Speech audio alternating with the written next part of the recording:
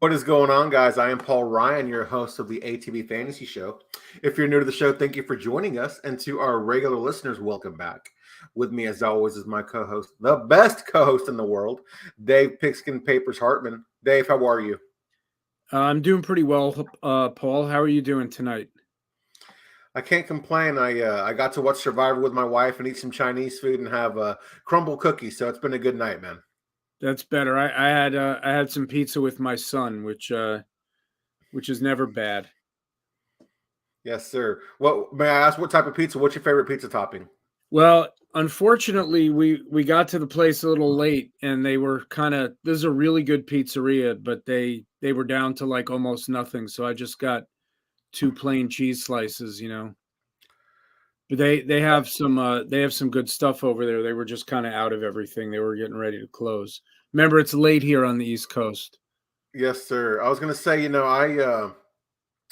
if I'm trying a pizzeria like a closer to a traditional pizzeria than your chain, I always judge that place by their cheese slice. Yeah, I mean that's that or just a pepperoni slice or a mushroom slice, something basic. Exactly. You can tell how good it is. Yes, sir. Yes, sir. Well, Dave, I'm excited for our discussion as always tonight. Before we get into it, where can we find you on Twitter? I am at Pigskin Papers. Both of the P's are capitalized, and my website is thepigskinpapers.com, and that's where I've got all my fantasy football and NFL content. These days, I'm pretty much writing 2 articles per week, a waiver wire column on Tuesday or Monday night. It usually posts, and that's up right now. And then tomorrow, I'll post my weekly fantasy preview with starts and sits and all that good stuff. How about you, Paul? Where can people find you on Twitter, and where can they get at your content? Hey guys, I'm Paul Ryan. You can find me on Twitter at Paul_Ryan15. And you can find all my content on Twitter these days as well. So, Dave, here we are with episode 100. Man, it sounds so weird saying it out loud, and it's hard to believe that we made it this far. As crazy as it is, this is only the beginning. We've got some big things happening in the future. We will discuss what those things are at the end of the episode, so make sure to stick around. We've got more than a show announcement to talk about tonight, though, Dave. On Monday night, my Dallas Cowboys got a much-needed victory over the Los Angeles Chargers. Dave, I'm curious, is Justin Herbert overrated? I don't think he is. First off, he's still a very young player, only in his fourth season. And, I think he's been a little bit a victim of circumstances there at the Chargers. I don't think he's been particularly well coached.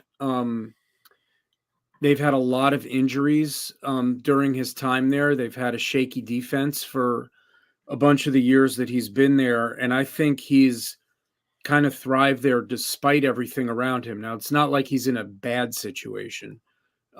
They've given him good skill position players. But when you look at his numbers, first of all, when you just he passes the eye test, when you look at his arm talent, and he's got 11 fourth quarter comebacks on a team where they blow fourth quarters all the time with weird coaching decisions, and the Chargers just seem to always be in these games that come down to the last possession and something weird happens. But he's got 11 fourth quarter comebacks. That's only one less than Dak Prescott, who's played 4 more years than him, and only 2 less than Patrick Mahomes, who's played 2 more years as a starter than he has. I think his future is very bright, and I can't think of too many quarterbacks under the young guys, the ones under the age of 26, say, that I'd rather have than him right now if I was building a franchise. And I think that if there was a little bit better coaching around him and a better defense there with the Chargers, that he'd have had a more successful, at least postseason career thus far in his career. But I gather by the question that maybe you do think he's a little bit overrated. What's your thoughts on him? No, I mean, like you, I do think that he's a victim of circumstance. And like you said, he passes the eye test. He's got the arm strength. I think he's got the smarts, the brains to play quarterback and play it at a high level. I mean, this guy could have been a doctor had he decided not to play football. I think that says a lot about how smart someone is. Yeah, I mean, I'd love to see him with some competent coaching because I just don't think that if he's with even a Mike McCarthy or a Doug Peterson, that he loses that game last year in the playoffs. Yeah, no, I think that's right. And the game the other night was interesting because the Chargers and Cowboys, I think, two of the most talented rosters in the NFL, and in kind of top to bottom. If you look at some of the big names on both teams, but neither team has kind of gotten over the hump the last couple of years. I know the Cowboys did win a playoff game last year. The Chargers famously, blew a huge lead against the Jaguars in the first round of the playoffs. But are the Chargers the Cowboys of the West? How do you see these two teams? It's funny because on Friday we had a guest come on the Cowboys podcast to discuss the matchup of the Cowboys and the Chargers, and the way he was describing the Chargers, it was like, man, that sounds a lot like the Cowboys. It's they can have a good run game, but it's inconsistent. Their coaching decision, their coaches make head scratching decisions. They've got all the talent in the world, but they can never seem to get over the hump. It really seems like they are the Cowboys of the West. Yeah, for me, the one big difference is that the Cowboys of the Midwest have a really good defense, and the Chargers don't. Right. But yeah, I see that. I mean, I think both teams probably when and they're similar in the sense right now that they're both the second best team in their division, or at least they were last year, and kind of have that team ahead of them. In both cases, a team that went to the Super Bowl last year. That that's who they know they need to beat. If they don't want to be on the road for the entire playoffs. If Right. you're the Chargers, you got to figure out a way to finish ahead of the Chiefs, and if you're the Cowboys, you got to figure out a way to finish ahead of the Eagles, who in both cases are a slightly better team, I think, and that's had more playoff success in recent years. So it is interesting that they're kind of in that way. They're both like the second place team that's trying to win their division. Yeah. And Dave, I'm curious, there's been some issues with the Cowboys on offense, looking back at that 49ers game, but overall, especially in the red zone, when you watch the game on Monday night, do you think the Cowboys might have figured some things out on offense, or maybe the Chargers are just that bad of a defense? I'd say a little bit of both. I had in my fantasy preview column each week, I pick I call them rides and fades. At each position, I pick like a ride of the week, a fade of the week, and then I have other rides and fades. And my ride of the week was my wide receiver ride of the that's hard to say. My wide receiver ride of the week last week was CeeDee Lamb. And I had seen what some other teams, such as the Dolphins, but other teams have done through the air against the Chargers. They don't have, even though they have big name players in their secondary like Derwin James, they've really been vulnerable to the pass. And I think it was smart of the Cowboys to get CeeDee Lamb going early and to keep going to him. I think they could have thrown to him even more because it seemed like he was open whenever Dak kind of looked his way. He went over 100 yards. That was something that's been missing from this offense a little bit. Oh, They yeah. had the one big catch and run to Pollard, but they really didn't get him going that much on the ground. I think, to answer your question, I think it was a little of both. I don't think the Chargers are a particularly good defense, but I also think Dallas did, they were able to do some things in that game. Dak ran a little bit more. He had the really nice Yes. touchdown run. I think it Mhm. was a step in the right direction for them. And, we've all kind of been waiting for the Cowboys offense to look like it did for much of last season when for a lot of last season, they were leading the NFL in yards per game and points, or they were very close to the top. They're not like that so far this year, but I think that game was a step in the right direction. Now, you watch the Cowboys a lot more closely than I do. So let me ask the same question of you. I mean, what did you see and what did you think of their offensive performance on Monday night versus what you've seen earlier in the season? I thought the biggest difference definitely was Dak using his legs to either extend a play, to keep a play alive, to move the sticks. It was nice to see it. And I think that's what's been missing a little bit from this offense. Dak using his mobility, and I think when he does that, actually, when he's on the run, when he's rolling out, he seems to do a little bit better about finding the open man or getting a ball down the field. So I'd like to see him be doing that more, but kind of similar to what you think. I think it was a combination of both. Our running game really didn't get going. If you look at Tony Pollard's rushing yards, and our offensive line didn't have a good game when it comes in terms of creating lanes for Pollard to run in, or kind of protecting Dak from even getting pressured. And I do think, like you said, the Chargers have some good pieces on defense, but overall they haven't put those pieces together to be a good defense, which is odd enough because, again, like our guest on Friday, he mentioned that Brandon Staley has a defensive background. He's a defensive-minded head coach, and you look at this Chargers defense, and they've never had a good defense, even with the pieces that they've had. Yeah, that's definitely true. So the Cowboys, this was a big game for them coming off, a beatdown against the 49ers the week before. How big of a win do you think this was for Dallas? This is a big win, I think, for our psyche, just to go into the bye week with a win, against a team that, like you said, is second best in one of the tougher divisions in the entire NFL. I mean, you can't look at the Chargers records and let that dictate what kind of team they are, because they are a good team. This was a big win in my opinion. What do you think, Dave? Yeah, I think it was a big win. It's funny with the Chargers, and I don't know how much home field matters that much anymore in the NFL, but one team it definitely does not matter for is the Chargers.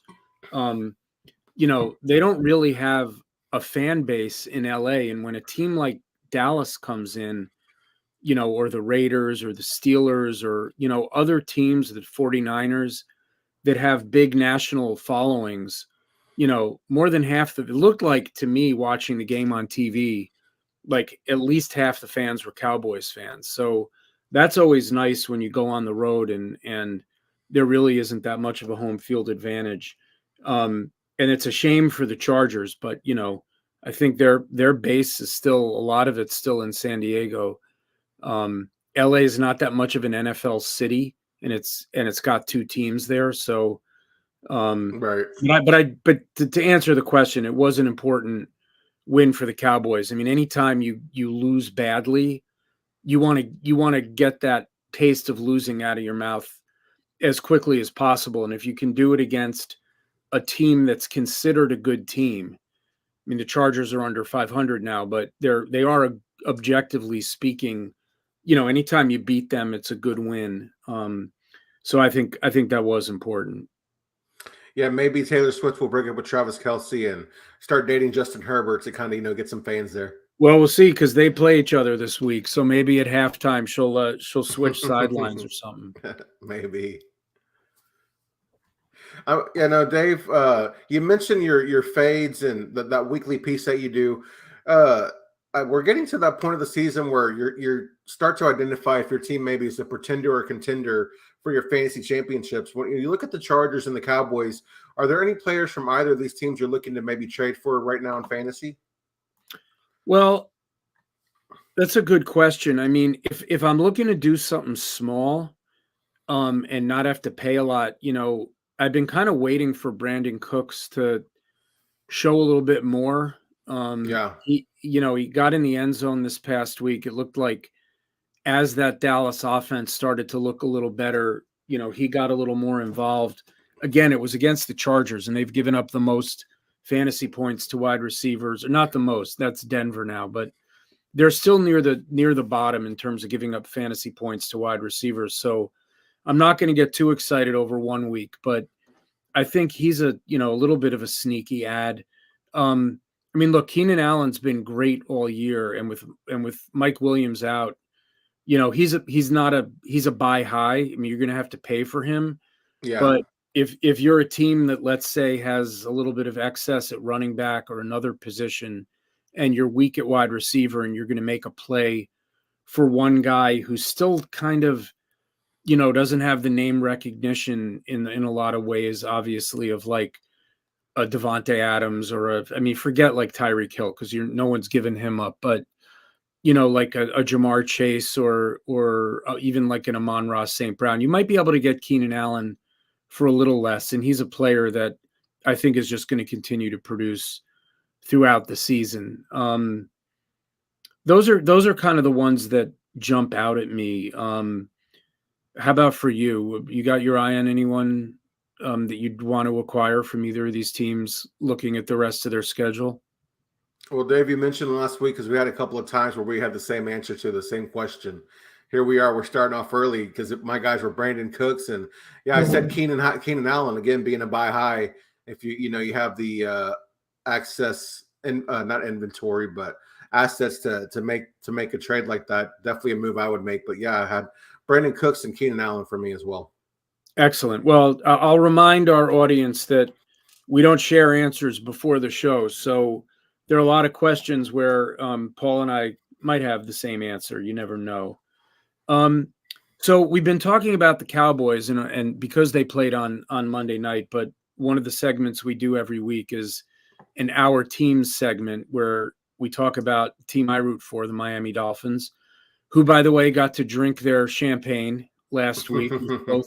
Something we'll get into a little later in the show. With both the Eagles and the 49ers losing, we don't have any undefeated teams left, and it's only week 7 coming up.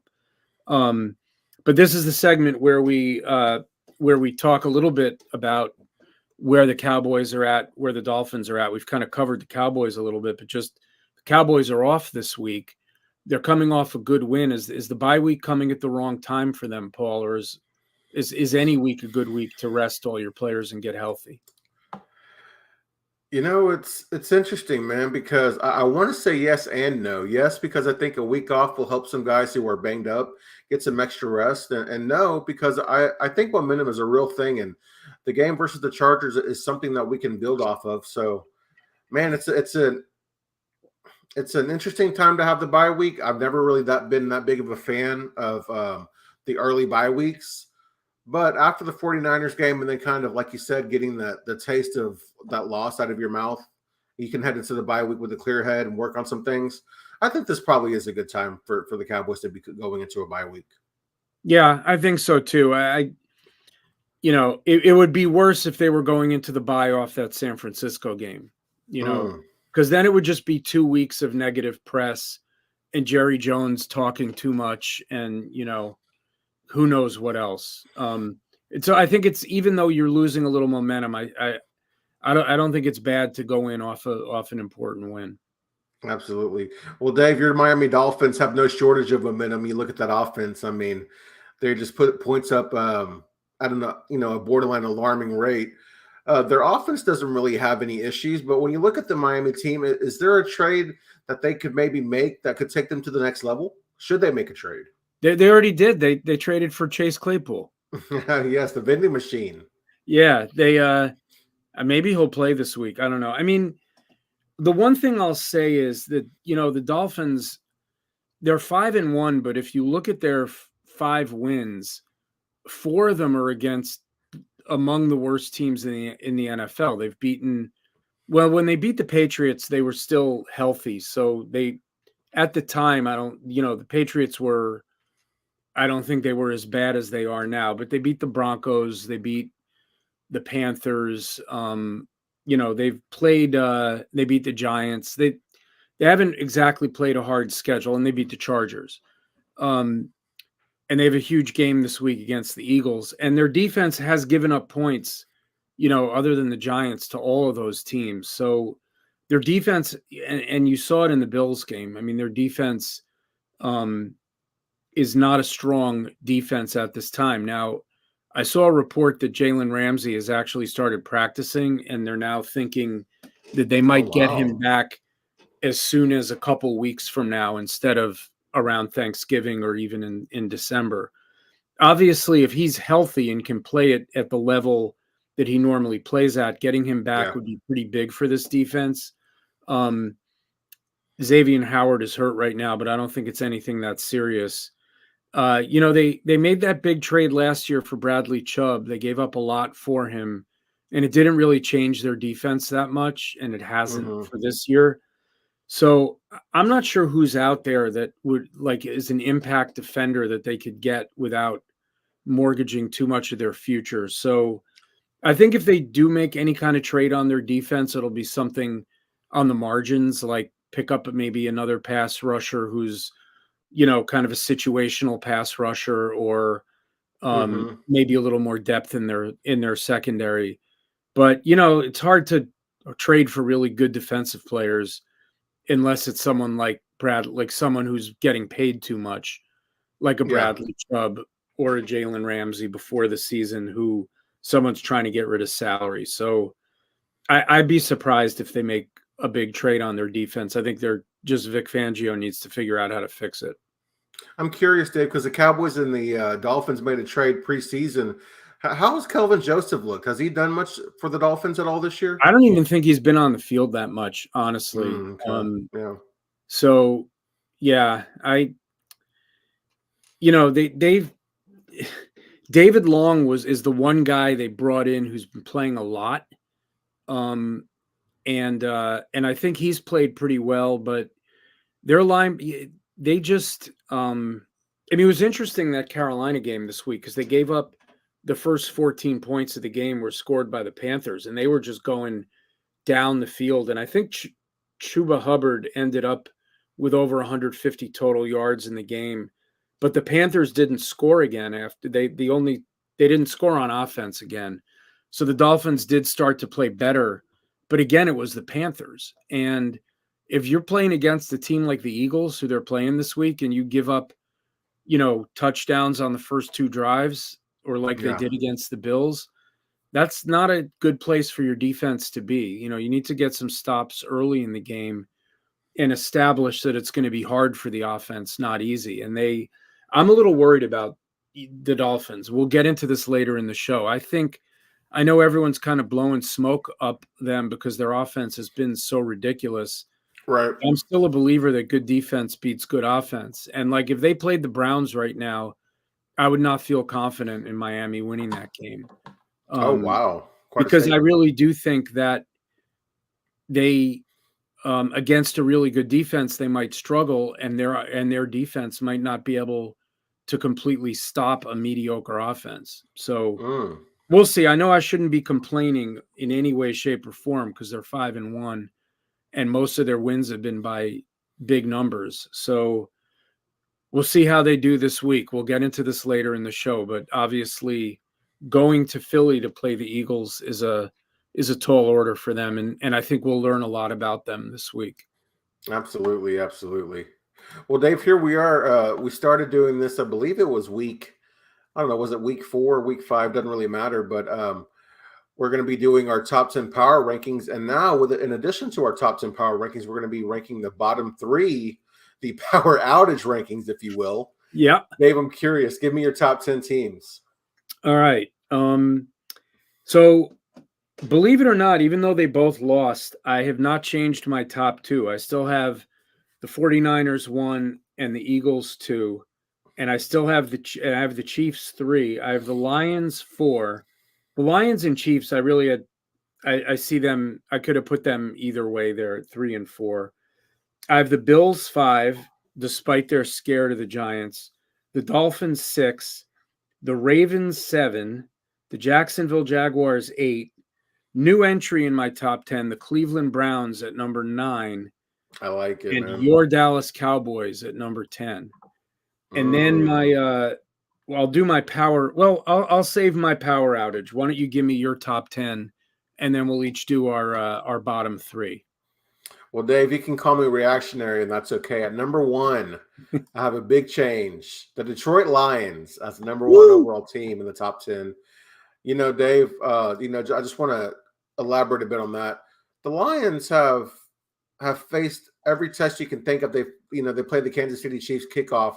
They win that big game. That kind of starts the momentum for what type of season that they can have. Even without Jahmyr Gibbs, their offense is humming. It's a well-oiled machine. And then they lose key pieces in their secondary, and they're still winning games.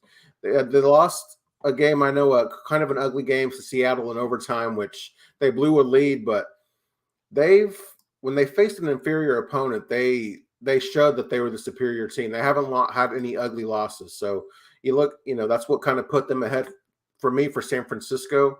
And maybe now that I'm thinking about it, I have a little bit more faith in Jared Goff than I do Brock Purdy as of right now.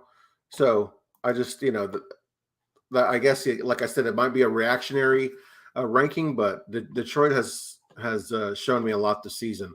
Number 2, you have the San Francisco 49ers. Number 3, the Buffalo Bills. Number 4, I have your Miami Dolphins. Number 5, I have the Philadelphia Eagles. Number 6, I have the Kansas City Chiefs. They move up a spot. I still have a lot of questions about that offense. Number 7, I have the Baltimore Ravens. Number 8, the Dallas Cowboys. Number 9, the Jacksonville Jaguars. And number 10, for the first time this season, the Cincinnati Bengals. Oh, there they are.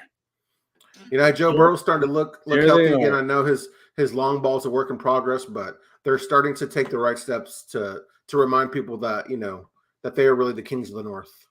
Yeah, that's fair. That's fair. So we had a lot of the same teams, obviously, making up our top 10. I think the only one we had identical was the Ravens at number 7. My bottom 3 for the moment, I have Carolina as the worst team in the NFL, then Denver, and then Chicago without Justin Fields, because I think he's going to be out for a few weeks. Yeah. That's my bottom 3. What's your bottom 3? Number 1, worst team in the NFL. I have to go with the New York Giants, Dave. I mean, They were already bad without Daniel Jones, and their defenses. I don't know. It was weird to see Buffalo having a hard time with them on Sunday night. I was like, what is going on with this game? Of course, we saw Buffalo turn it around in the second half, but I just have no faith that the Giants are going to do anything. We're going to talk about them a little bit later. Number 2, the New England Patriots, and then number 3, the Denver Broncos. All right. So we have some differences there. That's good. Yeah. I was kind of surprised. I don't know, man. The Panthers, they have pieces and young pieces. I mean, I know they're not that great this year, but they've kind of just started to take a few strides on offense. So it'll be interesting to see how they finish the year. Yeah, that's fair. All right, Dave, give me your which player had the performance of the week, AFC and NFC? So you asked player, but I sometimes like to answer these with team. Yes. And I'm going to go in the AFC. My performer of the week is the New York Jets defense. The Eagles are can be a mighty offense, and the Jets held them to 14 points. They turned them over 4 times. They hit them hard. It was a very physical game. Yeah. And, the Jets took down another top offense. When you look at what they've done this year against Patrick Mahomes, the big 3, Mahomes, Josh Allen, and Jalen Hurts, they've played all 3 of them, and really they beat 2 of them, and they should have beaten all 3. So, you can't assume a win against the Jets no matter who you are, is what I've learned. And I'll give their defense my AFC performance of the week. And I watched a lot of that game, and their defense was just everywhere. It was one of those games where it looked like they had 12 defenders. AJ Brown had a very good game, but other than him, the Jet and as a reminder, the Jets were without Sauce Gardner and DJ Reed, so they were playing without their starting corners, and did that to the Eagles. So really an impressive performance from them. And my NFC guy is someone you mentioned earlier, which is Jared Goff. I'm going to give him my NFC player of the week. On the road, which in recent years, people have basically said you don't want to go anywhere near Jared Goff, at least in fantasy, on the road. He does well in the dome and not on the road. This was on the road against a good defense in Tampa. I'll read his numbers: 30 for 44, 353 yards, 2 touchdowns, no interceptions. On a day where the Lions lost their starting running back, David Montgomery, and Jahmyr Gibbs wasn't dressed. So they really kind of needed to lean on Jared Goff, and he delivered and got them the win. So those are my picks, the Jets and Jared Goff. Who are your performers of the week? AFC, my performer of the week is the New York Jets defense. The Jets defense shut down yet another top QB and offense for the third time this season and is the real reason the Jets team is staying afloat without Rodgers. My NFC performer of the week, my guy, Dak Prescott. He finished the week as the fantasy QB1, won a big game on the road, had 0 turnovers, and led his team to victory despite some bad play calling and penalties by the Dallas Cowboys. All right. So we had one of the same answers, and the other one, you just had a homer pick. So no, that's a good pick. Dak played well. The flip side, the dud of the week. Who are your AFC and NFC duds of the week? We'll see if you say the same thing I've got it written down. My AFC dud of the week, Matt Nagy. Facing a bottom 3 defense that allowed an average of 36 points per game prior to week 7, with the best quarterback and head coach tandem in the league, you couldn't score 20 points, Matt Nagy? Come on, man. Awful game by Matt Nagy. And the NFC, I'm going to go with Jahan Dotson. You know, he was an offseason darling in the fantasy community. Dotson has yet to get on the same page as Sam Howell and hasn't carved out a role in the Commanders' offense. He had his worst outing of the year, despite playing 80% of the snaps, and yet he somehow scored 0 fantasy points. I mean, that's ridiculous. So my AFC and NFC players, who are my duds of the week, did the same thing. They both threw for over 300 yards. They both threw 3 interceptions, and they both led their team to a loss. And that's Desmond Ridder in the NFC and Gardner Minshew in the AFC. Bad Crazy. turnovers. I watched. I was able to look at some of the picks that they threw. Ritter's especially were pretty terrible.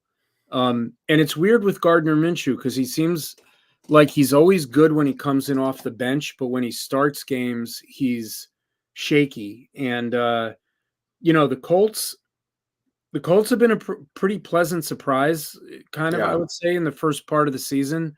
But it sounds now like Anthony Richardson might be done for the year.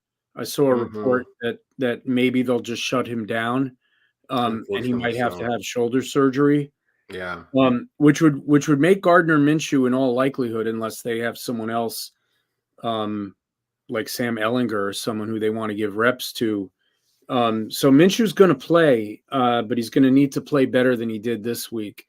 Because usually if you turn the ball over 3 times, if you throw 3 interceptions, your team is usually going to lose, and especially against a team like the Jaguars that can score some points. And I know that's an opportunistic defense, but that was a bad performance.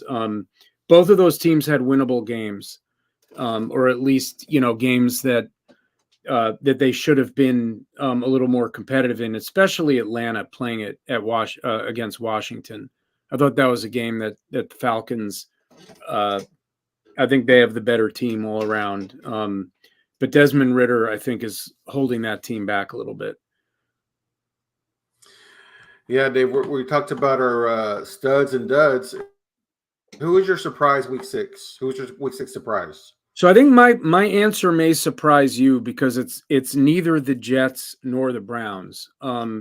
My surprise of the week was the Giants almost beating the Bills. And, when you look at that game, I expected the Giants, after seeing them against Miami and against Seattle the 2 weeks prior, plus the game against Dallas to start the season, and just the fact that they can't score any points, I figured the Bills would beat them by 30, 20. Yes. Yeah. And, the first half and second half of that game ended with the Giants running out of time on the 1-yard line and not getting any points. That's a game that, those 2 plays, just those 2 sequences go a little bit differently. And they really blew the end of the first half and just left 3 points on the board that they could have used at the end of the game when they had to get a touchdown instead of kick a field goal. It's a game they really could have won. And the fact that they were that close.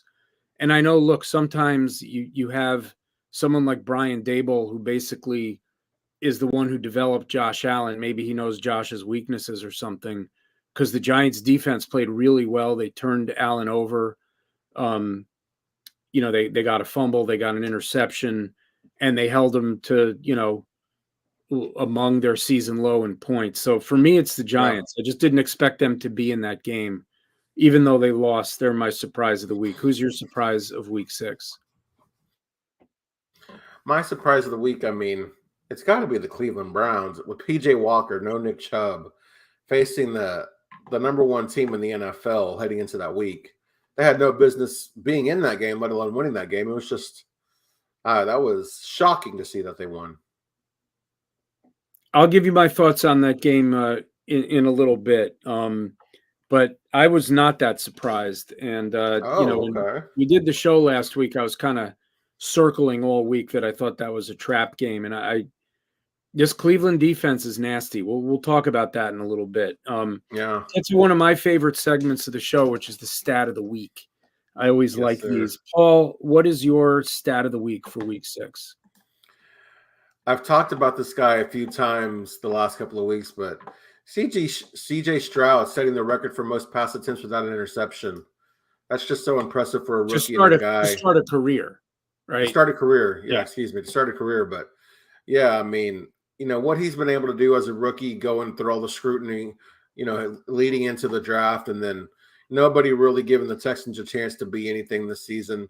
What he's done and what that team has done, it's been nothing short of impressive. So Yeah, I that's just agree. a cherry on the top. I agree. So I think you'll like my stat of the week because it has to do with the team you put at the top of your power rankings. So Oh, okay. if you look at going back to last season, over their last 16 games, the Lions are 13-3. Mm. And that's the best 16 game streak in the history of the franchise. And the Lions have been around since 1930. So Man, take man, any man. 16 game stretch in the history of the Detroit Lions, and they've never gone better than 12-4 until now. And that's really impressive if you think about it. Like, I think only the 49ers I would suspect, and possibly the Eagles, have lost fewer regular season games over their last 16 than the Lions. So I think you're onto something putting them at the very top of your power ranking. They've been playing well since the middle of last season. Yes, sir, Playing they really have. well. Yeah. Well, Dave, sticking with the Lions, are the Lions the most complete team in the NFL? I'm still going to say that San Francisco is the most complete team in the NFL when they're fully healthy. Yeah, I just think I think their defense is a little better than Detroit's defense, and I think their offense, when everyone's healthy, is also probably a little better. I would definitely yeah, put the Lions near the top, though. I would have thought the Eagles and Cowboys would have been kind of right on this list too, and the Chiefs, but right. each one of those teams has kind of struggled on one unit. The Eagles defense has struggled. The Cowboys and Chiefs offense has struggled a little more than I think we would have expected. So I think the Lions are right up there. I still think they're vulnerable. Their secondary is a little vulnerable. But besides that, they don't really have a lot of weaknesses. What do you think? What's your answer to this question? Yeah, Dave. I mean, I can't think of another team that is doing what they're doing and have done what they've done. I have to say yes. And you mentioned the injuries to their secondary. They've won despite that. They lose David Montgomery and Jameer Gibbs. They still win a game. Uh, you mentioned going 13-3 in their last 16 games. I just thought there's something different about this line teams, and I'm not saying that the best team in the NFL. I know I had them number one in my power rankings, but when you think about the coaching staff, offense, defense, special teams, everything, I do feel like that they are the most complete team in the NFL. Fair enough. So a lot of survivor pools got blown up this week between the 49ers and the Eagles, I would think. Those were two big upsets that happened in week 6. Which one was the bigger upset, or which one was the worst loss? However you want to kind of think about that. Philly losing to the Jets, or the 49ers losing to the Browns? It's easily the 49ers losing to the Browns. I mean, even though the Browns do have a stout defense, allowing only a little over 1,000 total yards this season, the 49ers can't lose that game to a Browns team being led by P.J. Brown, who he himself had 2 interceptions. I just still don't. It doesn't make sense on how they lost that game. See, I'm going to go the other way. So for me, it's easily the Eagles, because, I mean, they were both on the road, but San Francisco lost Christian McCaffrey and Deebo Samuel in the second half of that game. It was rainy. it was, on the road to a team that in a place that's hard to play. It was a game that Niners were coming off that huge win over Dallas. It was a game they didn't really need. And to me, it was just a classic trap game, and one that I won't say I saw it coming, but I do think that that I was more surprised that Philly lost to the Jets, although I shouldn't have been, maybe, after seeing how the Jets have played against those other quarterbacks. Yeah. Dave, did the 49ers Week 6 loss change your perspective on them at all? I'm going to say no, because first of all, like I said, McCaffrey got hurt, Debo got hurt. And they were still able to get down the field to try to kick a winning field goal, even without those players at the end. And, if they make that 41-yard kick, we're not even having this conversation, because they're 6-0. Right.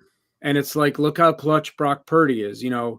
Even when they have an off game, even with injuries, they find a way to win. And it all comes down to that one kick. So I'm not going to let one kick change my perspective on the team, because if the kick goes through, my perspective is still they're the best team in the NFL. And that's still my perspective.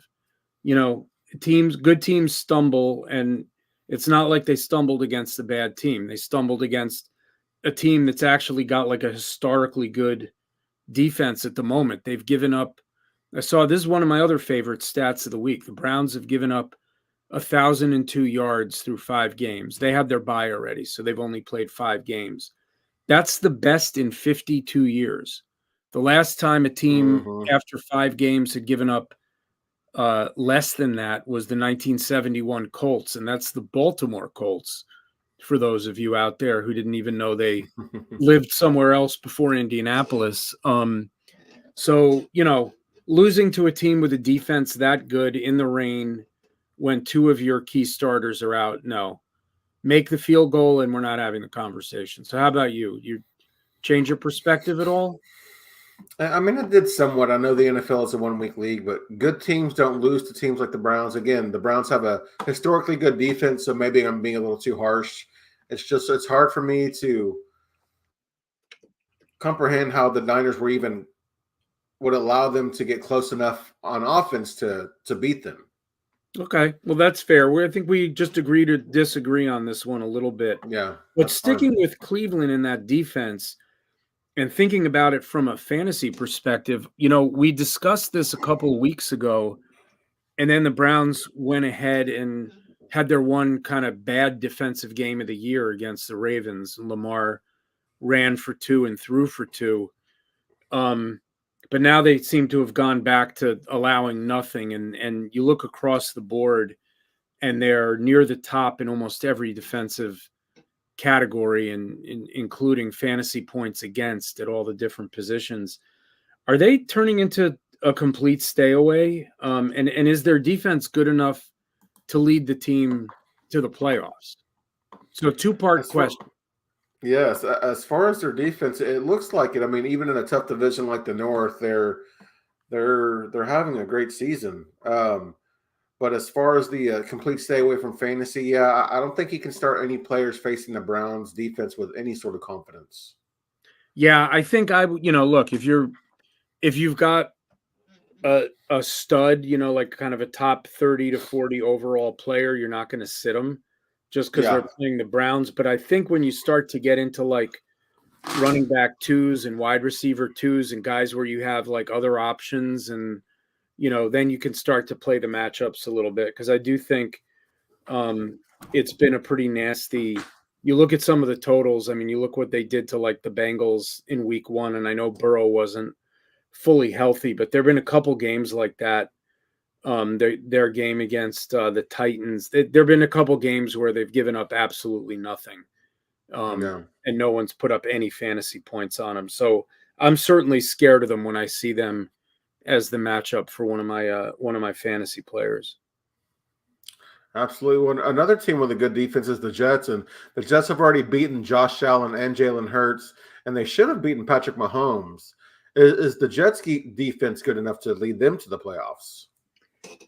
It's tough. It's sort of, you think about Cleveland and the Jets and the whole AFC. The AFC is going to be only 7 teams. I mean, it sounds like a lot, but 7 teams are going to get a playoff berth in the AFC, and there are going to be a whole bunch of teams that are around 10-7, 9-8, 8-9, and I don't think anyone in the AFC is getting in at 8-9, and maybe one team will get in at 9-8, and then there's going to be, there's a bunch of teams that are going to be close. And in the case of the Jets, what they've done is impressive. But I'm just still nervous about Zach Wilson. Like, if he's their starter for the rest of the season, and I know he's played better recently, I just feel like there are going to be a couple games where he reverts to what we've seen before, and costs them a couple games with some bad play. And Yeah.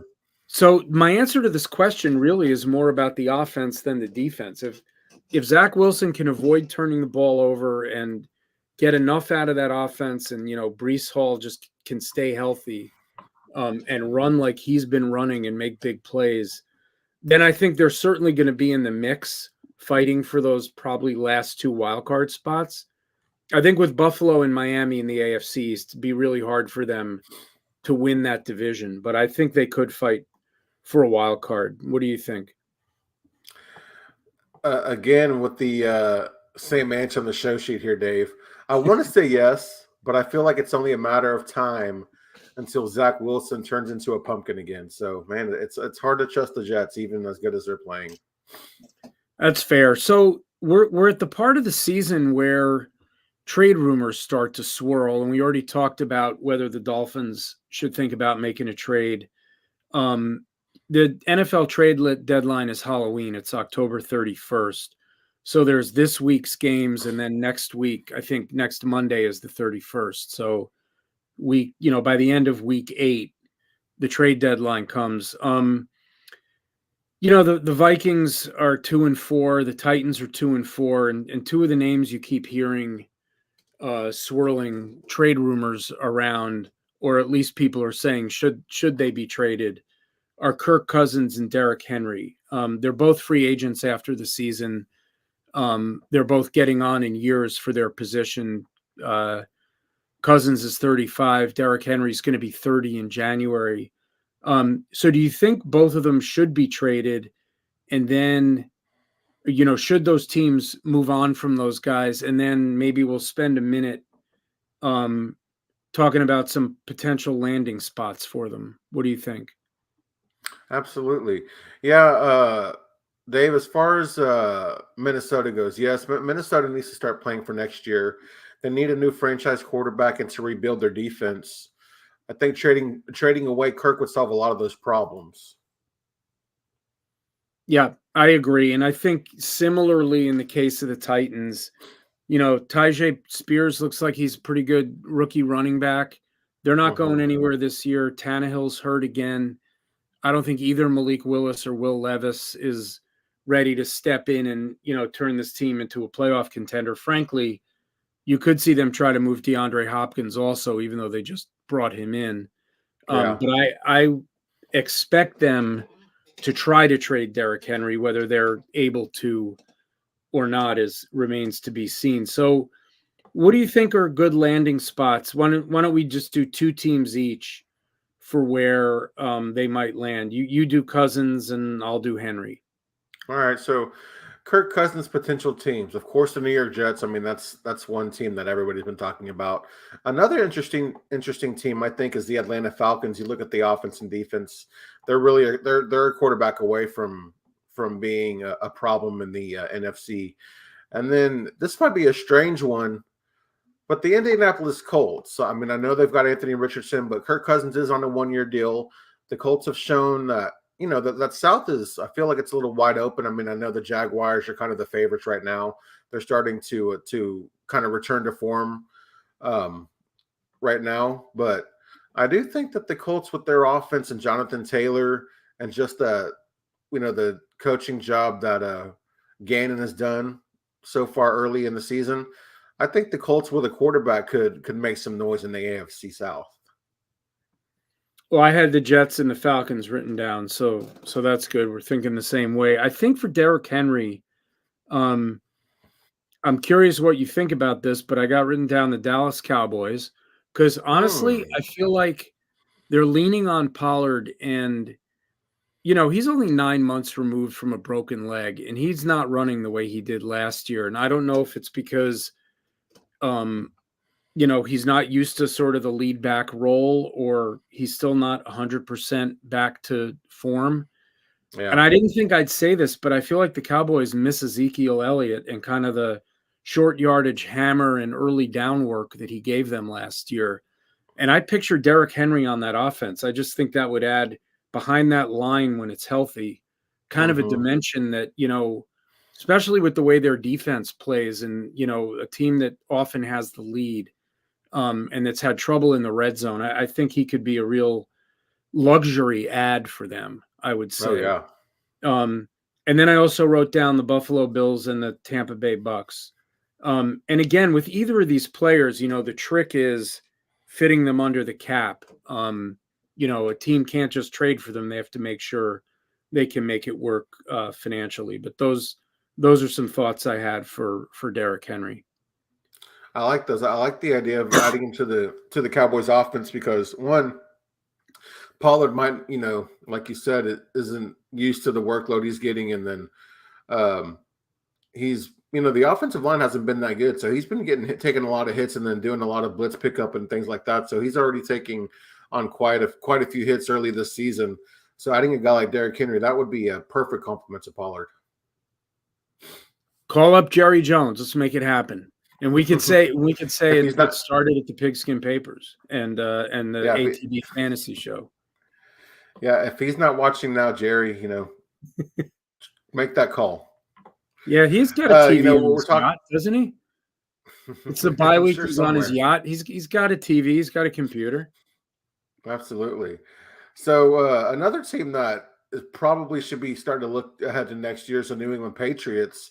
Should they blow their team up and acquire draft picks? And will Bill Belichick be coaching this team next season? A two-part question for you, Dave. Yep, and I'm going to give a short answer to it. I don't know that they can blow up their team because I don't know that they have that many, sort of really good veterans that are expensive that other teams would necessarily give them a lot to Yeah. get. And I have a funny feeling Bill Belichick will not be coaching the Patriots next season. But I almost can't imagine that, but it's just a gut feeling. What do you think? Yeah, no, you bring up a good point. They don't really have a lot of veterans. I wonder, Mac Jones still has one more year on his contract. I know he hasn't looked good this year, but he's proven to be an accurate quarterback. Could he be kind of a sneaky trade candidate? With one more deal, one more year left on his deal, or actually 2 years. And I would agree. I think the Bill Belichick legacy is coming to an end, and I think Robert Kraft probably would be wise to let for him and Bill Belichick to part ways and each get a fresh start. Yeah, I think that is what'll happen, but it's hard to envision because he's been there a long time. Yeah. You mentioned that the Giants you thought were the worst. You had them at the bottom of your power outage rankings. With Daniel Jones getting hurt, I mean, he might be back this week. But with the way this team has struggled this season, what do you think their goals should be for the rest of the year? Hey, they need to evaluate their team, figure out who their building block players are, and really they need to be playing for a top 10 pick because they don't necessarily have to use that on a quarterback or anything, but their offensive line is terrible. You don't know what they have on defense really. I don't know if there's questions about Daniel Jones or not, maybe in New York, but he hasn't looked good. They need receivers. I mean, they need so much help. They need to acquire assets.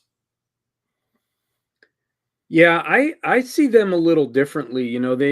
They committed to Jones really for 2 years. They can get out of that deal after 2 years, and I think they saw enough last year that they obviously gave him that deal. With the way the offensive line has been hurt and some of the receivers have been hurt this year, and Barkley, I don't think it's been that fair of a. It's a little hard to assess where he's at. So for me, I want them to get Jones, kind of back under center with as many pieces around him as they can and really see once and for all whether they want to commit to him for the full 4 years or whether they're in a rebuild and are looking for another quarterback. And similarly, they have some young players that we really haven't seen that much. Jalen Hyatt, Wan'Dale Robinson. I would like to see, more of them and less of Sterling Shepard and Darius Slayton, just because I kind of Right. know what those guys are. Maybe let's see Paris Exactly. Yeah. Campbell on the field. See if Darren Waller still has anything, as a 31-year-old left where he can be kind of the anchor of the passing game. So I think they should keep trying to win games, try to make it work, and see kind of what they have on offense, because it's not working right now. But I think it's a little hard to blow it up with the way they're currently constructed. Fair. You definitely know more about the Giants than I do. I'll tell you that, Dave. Well, I just hear all the complaining from my family members and screaming and throwing things at the TV. And I'll tell you that game last week, with the way the first half ended and the second half ended, you would not have wanted, young children around hearing the language in my house. So. I'll remember that for the future. All right, Dave, here we're moving on to our Thursday night talk segment, and it's the Jacksonville Jaguars versus the New Orleans Saints. Looking at this matchup, is the Saints offense good enough to keep up with the Jaguars? I think it is for two reasons. One, their defense is very good. It's played really well this year and kept them in every game. And with Trevor Lawrence iffy for this one, I don't know that they're going to need to score that many points to win this game. Even if Lawrence plays, he's not 100%. The Saints are really good against the run, and I think if they can contain Travis Etienne, who's been phenomenal this year, yes, I think if their offense can put up low 20s, they got a great shot to win this game. What do you think? Yeah, I like the pieces that they have on offense. The Saints, that is, they do have the pieces, but I don't think they have the coordinator to succeed with those pieces. They don't really put up a lot of points. I know they have a good defense, so they probably don't need to. But Derek Carr threw the ball 50 times last week, and I don't think he had 300 yards. Only had one touchdown. I was kind of surprised by that. Yeah, they've definitely. When you look at some of the players on that offense, you expect them to be putting up more points, and they haven't. But Carr's getting healthier, his shoulder's getting better.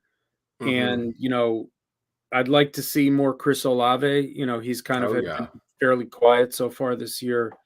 Weirdly, Taysom Hill actually played pass catcher last week for the first time in his career. I think he had like 6 or 7 catches. So we'll see. 7 receptions for like 41 yards. Sticking with this game, though, and I mentioned that Lawrence, may not start because it's a short week. But if he does, are you starting him with confidence against this defense? Knowing that he's banged up, I can't say confidence, but these last 3 weeks, I've started to see this offense really molding and gelling, and it'd be hard to sit him if you in Superflex. In one QB, maybe not. I think you could probably find maybe somebody on the waiver wire with a better matchup. But if he's going to be playing, I'd have to start him in Superflex. Yeah, I kind of think that too. The issue this week is he's not the only quarterback that's hurt, and 6 teams are on a bye, which we'll talk about in a minute. Yeah. So if you have him, you probably don't have. This is just such a shorthanded week that I agree, but I'm not that confident in him this week, and he might end up making my fades list. We'll see. I haven't written that column yet, but I got to look at that a little more closely. I'm a little nervous about the Jaguars tomorrow night against this tough Saints defense on a short week. Yeah. Well, the Saints, we talked about them, having a strong defense, and the Jaguars, their defenses has come together this season as well. Can you start anyone from either team with confidence this week? Well, I think you're starting both starting running backs. You're starting Etienne, you're starting Kamara. Yeah. I think the other guys like Ridley and Kirk and Olave and Evan Ingram, I think you're starting them and sort of tempering expectations a little bit. But again, with 6 teams on bye and a lot of injuries around the NFL, if those guys are on your roster, you probably need them this week. So you're starting them and hoping that this game is a little more high scoring than the total would suggest. Absolutely. So we'll move to the rest of the week 7 slate and some of the features we do every week. What's your game of the week, Paul? Looking at the schedule this week. Oh man, this is easy. Come on, give me Philly and Miami all day. Yeah, that's mine too. And they're the number 1 and number 2 offenses in the NFL. They're combining for over 800 yards of offense between the two of them on average, or right around 800 yards of offense, which is crazy. So yeah, that's mine also. But I'll give you one more because I think the Lions at the Ravens is a really good and interesting matchup of two.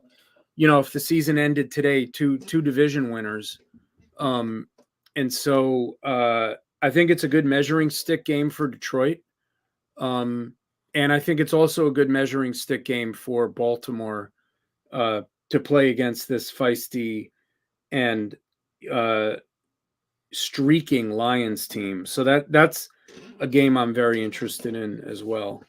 Absolutely. Of course, with a stud, you have to have a dud. What's your game dud of the week? For me, this one's easy, and it's the Las Vegas Raiders at the Chicago Bears, a game that's likely to feature 2 backup quarterbacks. The backup for the Bears, I can barely pronounce his name, and he went to Shepherd College, where he set all kinds of records in Division II. The Raiders, it could be Jimmy G, but it sounds like it probably won't be.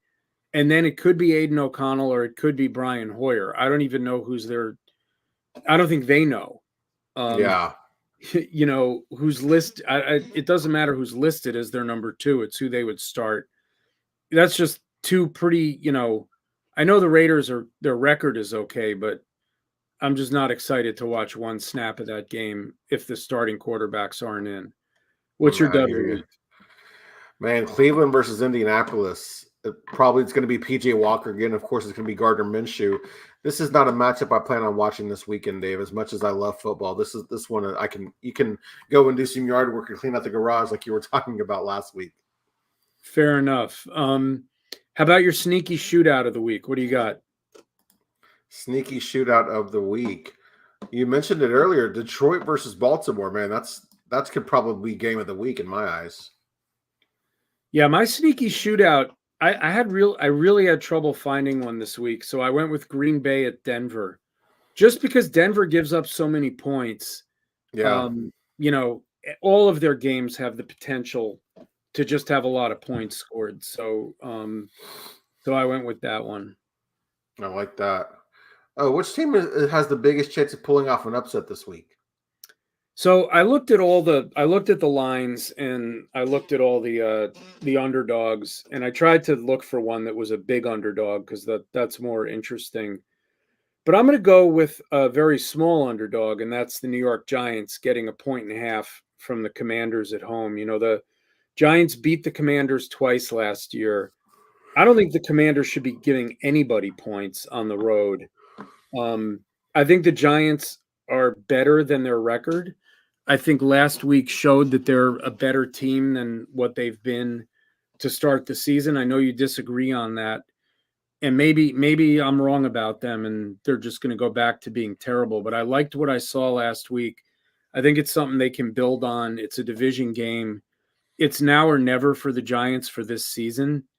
I like them to win outright. What's your upset of the week? I don't know if this would be considered an upset, but after seeing what Detroit's defense did to Baker and the Buccaneers, I like Atlanta's chances to pull off the upset this week over the Buccaneers. It would be an upset, so that counts. So let's talk a little bit about fantasy football for this week, and it's one of the toughest weeks of the entire season and the toughest week we've had yet because it's the first time we have 6 teams on a bye. And there's also a whole bunch of high-profile injuries this week.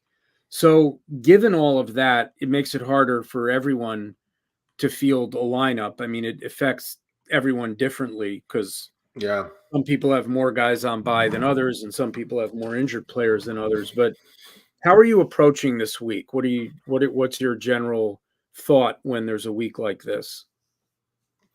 Yeah, I mean, in a week like this, I'm starting the studs. I mean, who aren't on bye, and if you're in a tight end premium league that you can start multiple tight ends or any league with a unique scoring, I'd suggest I'd suggest trying to get an edge that way, and maybe play to your strengths and start. Maybe you start 5 running backs if you're in a point per carry league, or if you're a tight end premium league, start 2, maybe even 3 tight ends. You've got to find an edge some way. That's fair. You must have seen my Scott Fishbowl lineup, which has 2 kickers in it this week, which I've actually done a couple times. And in Scott Fishbowl, that actually can work because the kicker scoring is kind of crazy. You get 3.2 points for every extra point. So, like I have Jake Moody in that league. There have been a couple of weeks where he's scored over 20 just because he's kicked 6 or 7 extra points. Yeah, for me, I mean, if I'm stuck at a position and don't really have a good option, I will usually try to find a player with some kind of decent floor as opposed to a player who might just have a low floor and a high ceiling. I'd rather try to just get some points, but I think the answer to this question really is team specific. Yeah. And how stuck you are. And obviously, the waiver wire is important this week.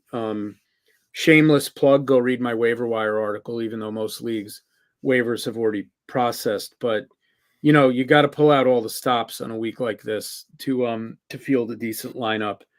And if that Absolutely. means, just picking up someone for a week who you think has a chance to do something this week, it's worth trying to do that. Most definitely. Dave, it's interesting. There's a kind of a situation that seems might be brewing behind the scenes and with the Cleveland Browns and Deshaun Watson. Well, what do you think is going on with Deshaun Watson, and how are you thinking about Ford, Cooper, Elijah Moore, and David and Njoku if he misses more starts? Yeah, this has been one of the stranger storylines, and you can't really find much on it. Yeah. The first week that Deshaun didn't play, he had been cleared by the doctors, and that was kind of one of those surprising ones, like an hour and a half before kickoff, I think, is when, what's his name? Dorian Thompson-Robinson, the rookie out of UCLA, found out he was starting, and it was kind of a scramble. So clearly that took everyone by surprise. Then they had the bye week, and you figured, well, if he was close to starting before the bye week, and now he's had 2 weeks off, he must be ready. And then he didn't play last week. There's no assurance that he's going to play this week. So I don't know if something else is going on or if it really is just a strange injury that he's having trouble recovering from. I will say this, I'm probably starting, and especially this week, just with all the injuries and buys, starting Amari Cooper, starting Jerome Ford. I don't know that I'd want to start Elijah Moore or David Njoku if I could get away from them if Deshaun doesn't play.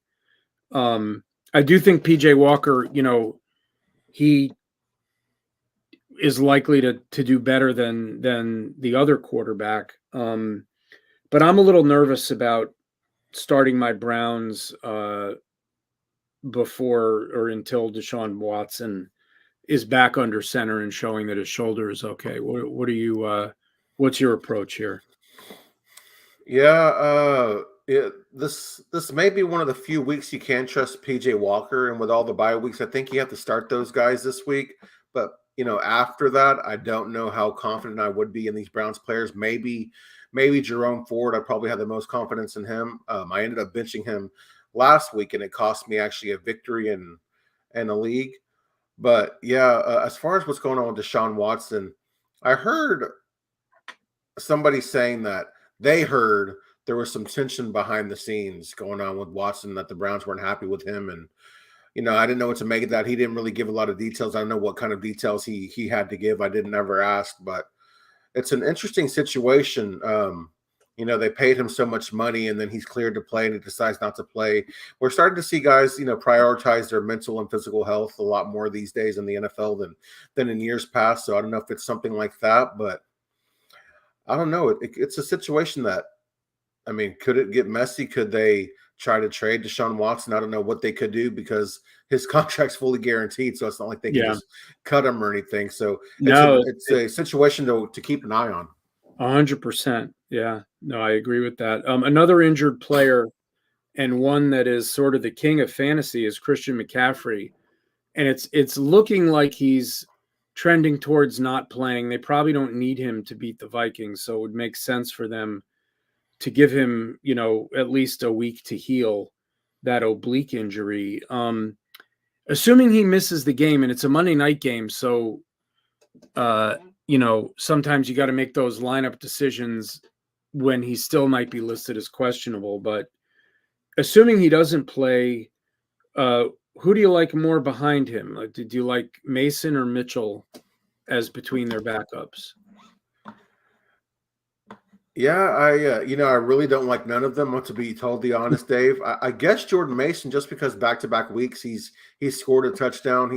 He's actually hasn't looked too bad. I know it's kind of garbage time for the Cowboys, but he's getting the opportunities ahead of Elijah Mitchell and even Tyrion Davis-Price. So if I have to choose one, give me Jordan Mason, but you know what that means? It's going to be Tyrion Davis-Price who gets 3 touchdowns, or Elijah Mitchell who goes off for 100+ yards in the touchdown. So you never really know with Shanahan and his running backs, man. Yeah, that's true. Other than Christian McCaffrey, Kyle Shanahan, almost called him Mike Shanahan. That's his dad. Yeah. Kyle Shanahan has been very surprised us many times, but I'll go with Elijah Mitchell. I just think he's been there longer. I think the coaching staff trusts him more. It's a rare opportunity while he's healthy. Right. And I think they'd be maybe would lean on him a little more. But like I said, you want 49ers, you want their running game, but with it not being McCaffrey, it's just hard to predict. Absolutely.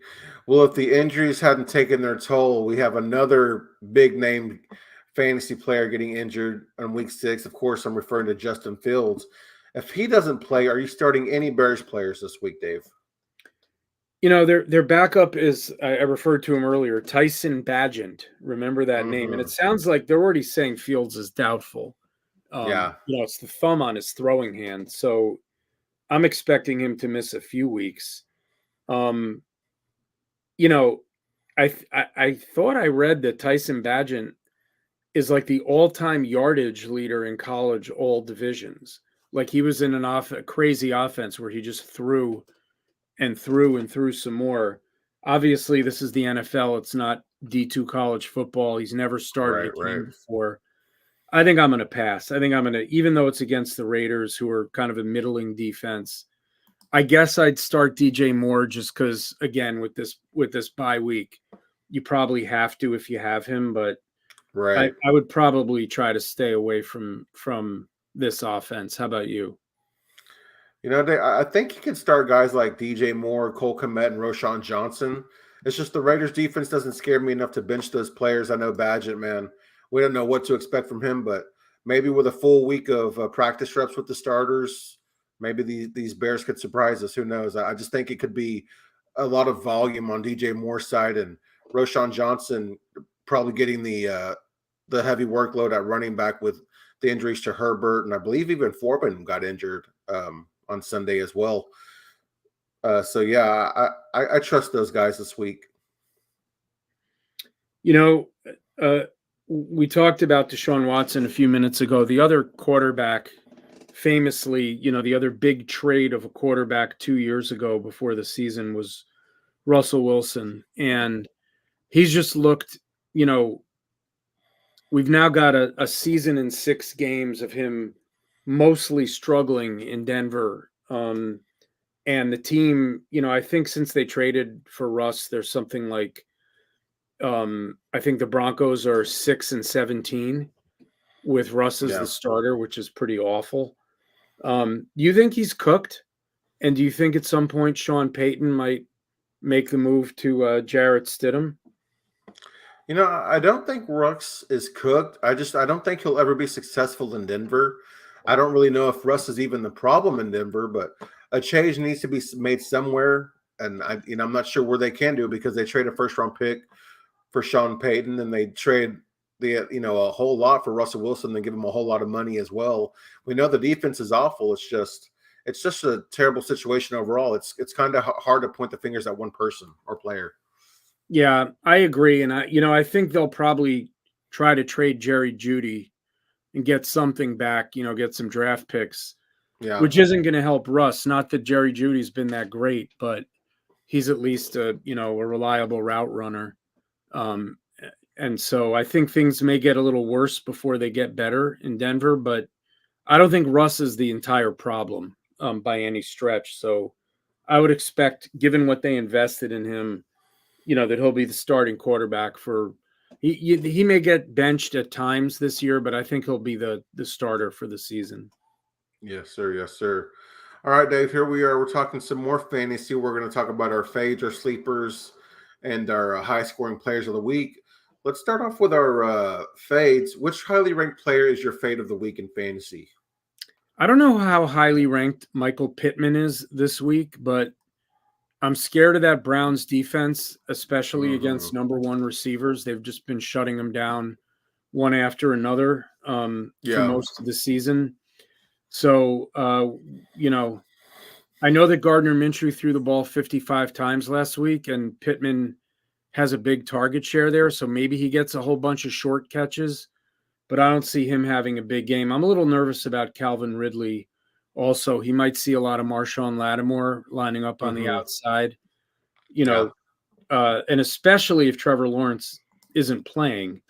I'm nervous about those two guys, those two receivers in particular, who are both kind of like wide receiver twos, high end wide receiver twos this season. How about for you? Yeah, I'm gonna have to go with Austin Eckler. He's the RB1 for the week as far as projections go, and I know you can't bench a guy like Eckler in a game like this on a week like this. But KC's defense has been stout versus the run this year and has allowed just 2 total touchdowns to running backs this season. It's I don't know. Obviously you can't bench him, but to say he's going to have an RB1 week, man, I don't believe that. It's a bold one. I think he'll catch passes. Yeah. I do like him in full PPR, but I hear what you're saying. Let's talk about sleepers. What lower ranked player is your sleeper of the week this week? So this was an interesting one here. I'm going to go with Tyler Lockett. He's the wide receiver 19 for the week. Since 2020, Tyler Lockett has faced the Cardinals 6 times. He has a 50-point game. He scored 7 total touchdowns and averages 94 receiving yards per game and scores an average of 23 points per game when facing the Cardinals. I like Tyler Lockett a lot this week. That's a good one. I'm going to go a little further down and take a guy who's I think he's outside the top 30 wide receivers this week. So it's a deeper sleeper, but you kind of need those with all the buys this week. I'm going to go with Wan'Dale Robinson, and I'm sticking with my Oh, Giants ticket for the week, which might blow up in my face. But, Wan'Dale's getting healthier. He tore his ACL last year, so this is the first year back.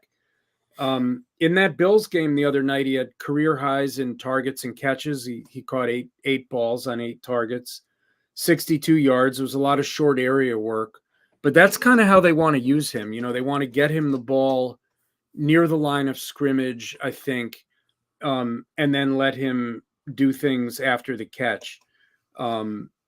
He skis. The Giants are kind of scheming ways to get him the ball. I think he's trending up. And I think if you're, looking for a second or third wide receiver this week with all the players on bye, I think he's a good option to have a nice floor in PPR this week. interesting. I like that one. All right, Dave, who will be the highest scoring player of the week? I've said this one at least once already this season and gotten burned because he really hasn't had that monster week. But I'm going to go with Patrick Mahomes, who's something Mm. like the QB 11 on the season right now, which is hard to believe. But when you look at their receiver core, it makes a little bit more sense. I don't think adding Nicole Hardman, which they did today, is going to matter much for this week. But that Chargers defense has just been torched all year by quarterbacks and receivers, and I think the Chiefs and Chargers, it's a high total. They often play high scoring, kind of last team with the ball wins kind of games. And I think we're finally going to see the big, like 4 or 5 touchdown uh, explosion from Patrick Mahomes this week. And I sort of feel like if not this week, when is it coming? I don't Who's know. yours? For me, I'm going to go with Jalen Hurts facing the Miami Dolphins, which is surely to be the highest scoring game of the week. I think the Eagles will rely on Hurts to try and keep up the pace with the Dolphins. And I know he had a bad week last week, but overall he's having a solid season yet again this year. I believe he's the quarterback 2 on the season. Yeah, that's a pretty safe pick, I think. I think Miami's going to really struggle to contain that offense. Moving away from the quarterbacks, who's your pick for the high scoring non QB of the week? Mr. Cheetah, aka Tyreek Hill.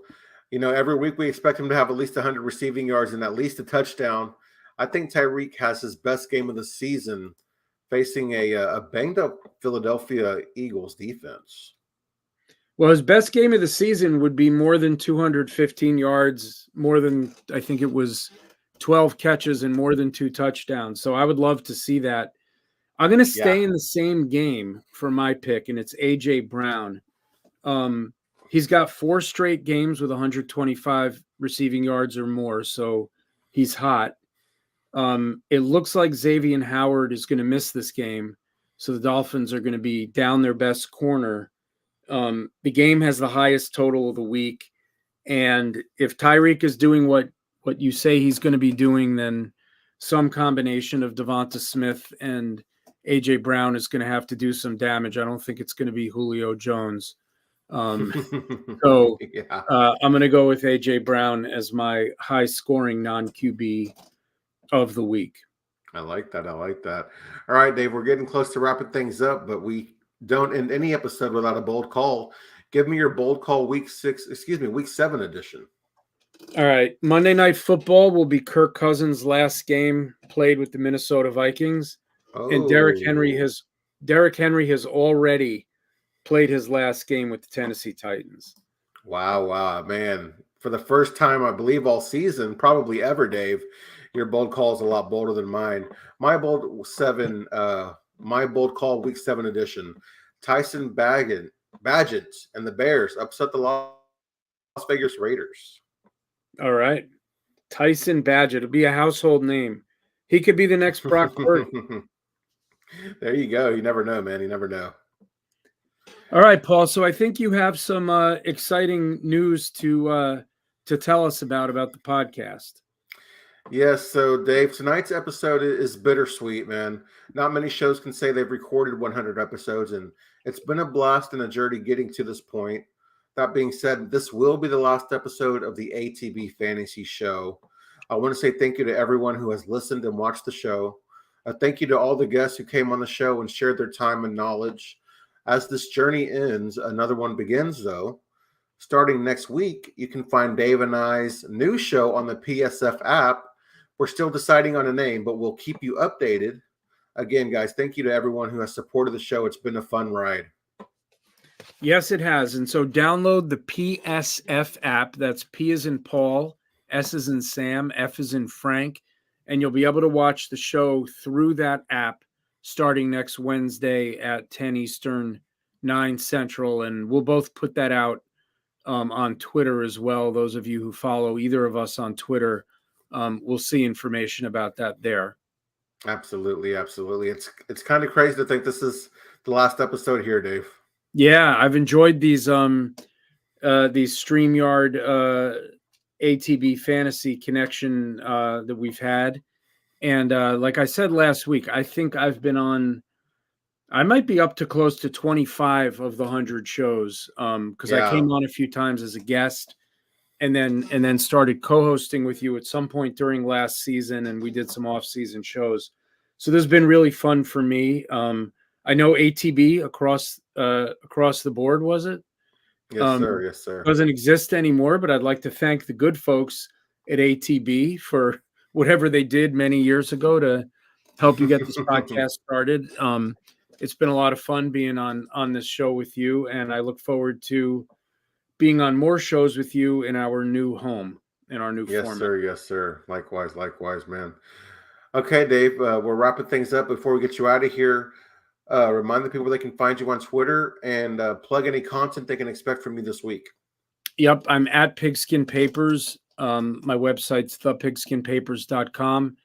The waiver column has been up since Tuesday, or since Monday, towards the end of the Monday night game. It went up, and my week 7 preview will go up tomorrow, probably around noon. Paul, how about you? Yes, as far as man, life is just really getting in the way. I know I say it every week, so I haven't been able to chance to create any fantasy content outside of this fabulous show here with Dave. And as far as Cowboys content, there was an episode last night. We won't have a guest episode this week because there is a bye. So you can find us again on Monday on Twitter and on YouTube. Again, that's the Across the Cowboys podcast. And you can find that again on both YouTube and Twitter. And guys, I'm Paul Ryan. You can find me on Twitter at Paul_Ryan15. It's been a fun ride with you guys, man. We look forward to continuing our journey with you. And hopefully we will see y'all on the PSF app. Y'all have a good night, and we'll see you next week. Good night, everyone.